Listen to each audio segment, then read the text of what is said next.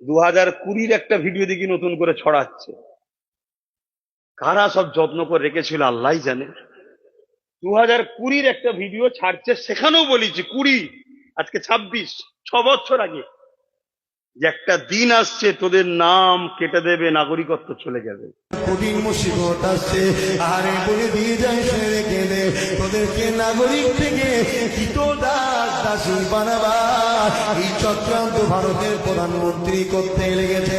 তোদেরকে বন্দি করে নিয়ে ক্যাম্পে নিয়ে যাবে, ডিটেনশন ক্যাম্প। ওই ক্যাম্প মানে জেলখানা, সেখানে তোদেরকে কয়েদি করে রাখবে। আবার 2022-ও বলেছিলাম ভোটার লাইনে দাঁড়িয়ে দেখবি নাম নেই। আপনি যখন ভোটের লাইনে যাবেন দেখবেন আপনার নাম তালিকাতে নাই। কে আপনি? আমি ফুরফুরাবি। কে আপনি? আমি দেওবন্দি। কে আপনি? আমি অমুক দরবার। কে আপনি? আমি অমুক দরবার। কোন দরবার চলবে না। মুসলমান হওয়ার জন্য আপনাকে ক্যাম্পে নিয়ে যাওয়া হবে, ওখানে তিলে তিলে আস্তে আস্তে আপনাকে হত্যা করা হবে। এই বলে দিয়ে যায়, যে যার হুজুর নিয়ে থাকো, যে যার বক্তা আমির সাহেবকে নিয়ে থাকো, যে যার পীর সাহেব ছেলে থাকো, তুমি আমার পীরকে দলাদলি করতে যেও না, তুমি আমার পীরকে আঘাত দিয়ে যেও না।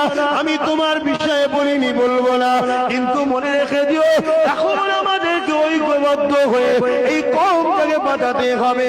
আজকে এটা আমার মসজিদ, ও বলছে আমার মসজিদ। এমন একটা দিন আসছে মসজিদ বলে কিছু রাখবে না, কেননা ভারত থেকে ইসলামকে মুছার প্ল্যান চলতে গেছে। এই তোমার আমার না করে আল্লাহর ঘর মসজিদ মনে করে আমারটাকেও বাঁচাও, তোমারটাকেও বাঁচাও। আসো দুজনে এক হয়ে এই সত্য সভ্যতা নাই পরায়ণ ইসলামের ঝান্ডাকে উঁচু করে ধরি।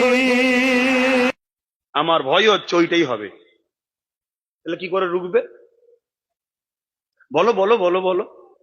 কিন্তু আজকে যদি ওই টেনশন থেকে, ওটা টেনশন একটা, ওটা রুখতে তো হবে 100%, কিন্তু ওই জায়গায় যদি একটু প্ল্যানটা ভালো করতে, যে চলো রুখতে তো হবে, যেখানে যেখানে কমসে কম আমাদের ভাই দাদা পীরের আওলাদ নওশাদ সিদ্দিকী দাঁড়িয়েছে, সেই জায়গায় কমসে কম 21-এ তাকে দিই, বাকি জায়গায় নাই ভাবা যাবে কোনি।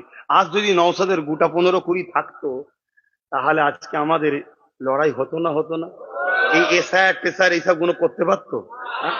তুমি খেয়াল করে দেখেছো, একবার করে দিল্লি করে গেছে, একটা করে সই করেছে, আর একটা করে সব ফাইল উদ্ধার করেছে।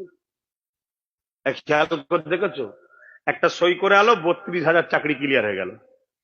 আমরা ভাবছি আমাদের সাথে আছে। কষ্ট হচ্ছে। তাহলে আমাদের সংখ্যা কম না বেশি?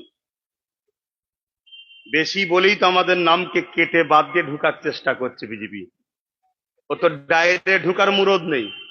বাপের বেটা যদি হও, নামগুলোকে তুলে দিয়ে ডাইরেক্ট ঢোকো না দেখি। নির্বাচন কমিশনার লাগিয়ে, পুলিশ লাগিয়ে, এটা লাগিয়ে, ওটা লাগিয়ে, ইভিএম হ্যাক করে নিয়ে পালিয়ে কত কি করছে তো নাকি। কত দম থাকে পিসফুলি ভোট করে বলো আমি আসবো। 79 বছর দেশ স্বাধীন হয়েছে, আরো 100 বছর বাংলায় জীবনে বিজেপি ঢুকতে পারবে না। শুনছেন? কিন্তু ওরা প্ল্যান করছে কি, আমরা নাম কেটে বাদ দেবো। তা তুমি যদি 30,000 মুসলমান ভোটই না দিতে পারো, তাহলে কি করে রুখবে বলো?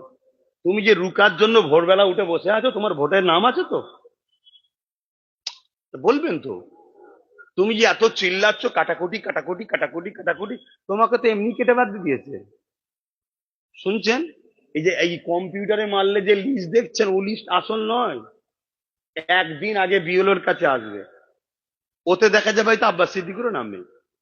তাহলে কি হবে? তাহলে আমি কি করবো এবারে? কথা কিছু মাথায় ঢুকছে?